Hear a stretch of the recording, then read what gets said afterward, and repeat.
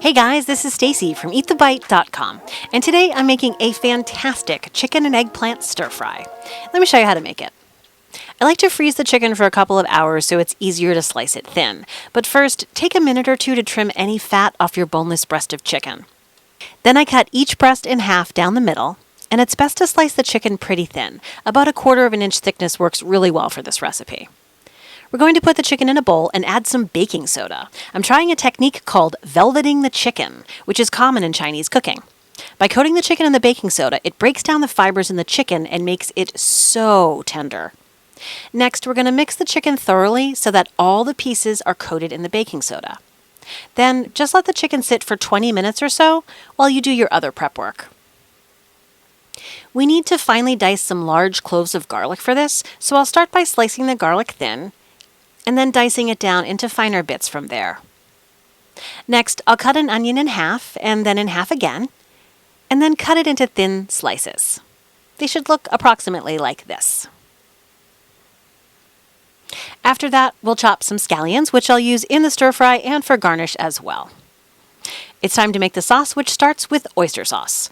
I'll put some in a mixing bowl, and I'll add some sesame oil, soy sauce, Chinese cooking wine, and if you don't have Chinese cooking wine, you can use rice vinegar. We'll add some hoisin sauce, which is usually available at the grocery store or any Asian market. And now we'll whisk it all together. Then we are going to add a little bit of water to thin the sauce out as needed. We also need to add some sugar to balance the salty umami flavor. Give it a whisk, and then we're going to set that aside for a few minutes.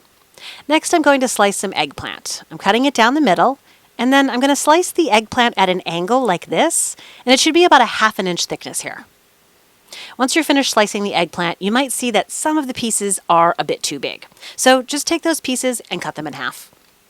I've got my chicken in a strainer, and you'll need to run it under water to rinse the baking soda off. Then we're going to transfer it to a sheet pan and blot the water off with paper towel until it's dry. Next, we'll season the chicken on one side with some salt and some pepper. And you're going to need 2 pans for this. I've got my eggplant and olive oil in one pan, and you want to quickly give it a mix. And then I did season that with some salt. And then we're going to give it a toss again. Eggplant loves olive oil, and you may need to add a little more after the initial absorption. Give it another good mix. And then we are going to put a lid on this and let it steam for a few minutes. In the other pan, you'll need some neutral oil like canola oil because we're going to be cooking the chicken on high heat. I'm going to add the chicken to the pan, and I don't want to crowd the pan too much, so I'll cook it in 2 batches. Try to spread the chicken out so the pieces are not overlapping each other. Keep your eye on the eggplant and stir it a couple of times while the chicken is cooking. Then give the chicken a mix so we can cook the other side, and have your kitchen tongs ready for any pieces that need to be turned over individually.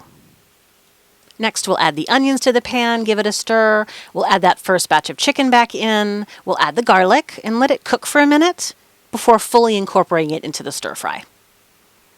It's time to add that sauce to the stir fry, and then we're going to give that a really good mix to coat the ingredients. Then we'll add the eggplant, about half of the scallions here. Then we'll give it one final mix. And let's just take a closer look at this for a minute. Oh, it smells so good. And now it's time to eat the bite. Guys, I'll tell you what. Velveting the chicken with baking soda really made a difference. It's the most tender, boneless breast of chicken I've ever made.